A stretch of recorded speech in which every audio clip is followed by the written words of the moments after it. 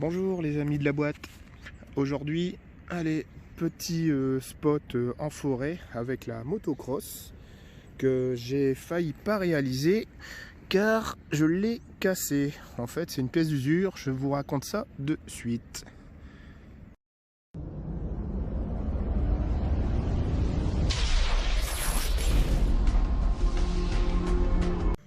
Alors, en voulant la faire fonctionner, j'ai remarqué qu'elle tenait plus droit.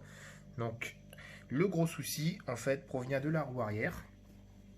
Le gyroscope ne fonctionne plus. Donc je vais le démonter, je vais vous montrer comment c'est constitué le gyroscope de cette moto. Donc c'est un gyroscope mécanique, c'est pas un électronique avec un petit moteur brushless.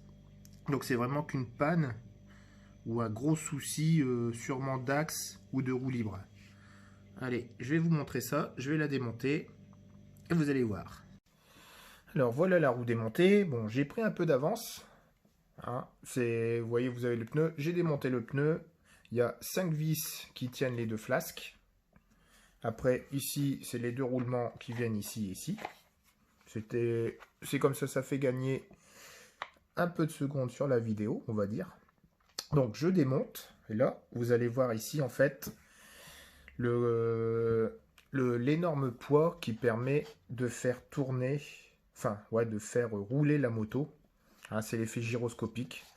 Donc vous voyez ici, vous avez des trous. Vous pouvez combler ces trous par des petits poids. Donc plus vous mettez de poids, plus la moto sera stable. Par contre, si vous en enlevez, ah ouais, elle sera stable, mais vous aurez du mal à tourner. Par contre, si vous en enlevez, la moto sera moins stable, mais vous allez énormément bien tourner. Donc c'est vraiment un choix à voir, à faire. Hein. C'est des réglages, comme tout. Et là, vous allez voir dessus, hop, donc le disque qui est ici. Et comme les voitures thermiques, vous avez un petit embrayage. Alors si j'arrive à le démonter, alors c'est ici. Hop. Donc ça, c'est un axe spécifique. Et là ici, vous voyez, vous avez l'embrayage, comme les voitures thermiques.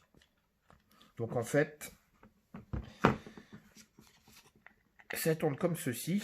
Ça, c'est sur la cascade de pignon qui est ici. Hop. Si j'arrive à bien les remettre.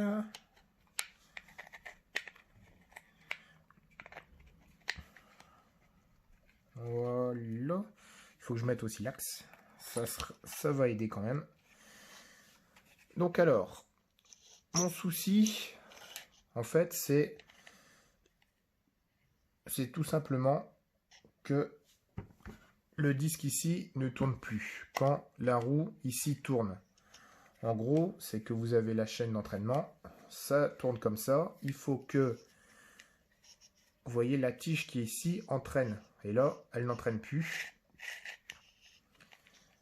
Et en gros, c'est tout simple. C'est la roue libre ou c'est l'axe. Vous voyez, l'axe qui est quand même bien mangé, qui ne fonctionne plus. Hop. Donc, arrivé à ça. Non, pour moi, j'ai trouvé. C'est tout simple. C'est l'axe qui est mort. Voilà. Hop. Il y a peut-être ça. Je vais essayer d'enlever ça 2 secondes. Hop. Alors, ça là. Hop.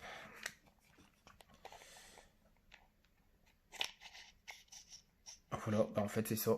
C'est vraiment l'axe qui est mort. Vous voyez, en fait, quand la roue, ici, je vais la reculer un peu.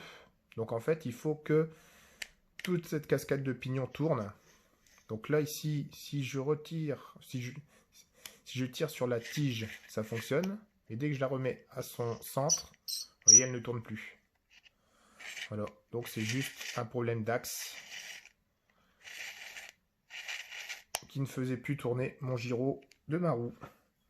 Donc le principe est assez simple. Vous avez ici une petite bague, on va dire qui est là, vous voyez. Cette petite bague, c'est une roue libre. Donc ça permet de, en fait, maintenir cette tige. Donc quand la moto est en fonctionnement, il faut que la tige parte avec. Et dès que la roue est à l'arrêt, il faut qu'elle puisse tourner. En fait, il faut que ça puisse tourner libre. Donc là, ça le fait à un niveau, mais dès que on met où c'est qu'il y a l'usure, vous voyez, ça ne tourne plus. Voilà, panne résolue. Donc voilà, le principe d'un gyroscope de la M5. Allez, je vais vous laisser là et on va continuer la petite balade en forêt. Au revoir.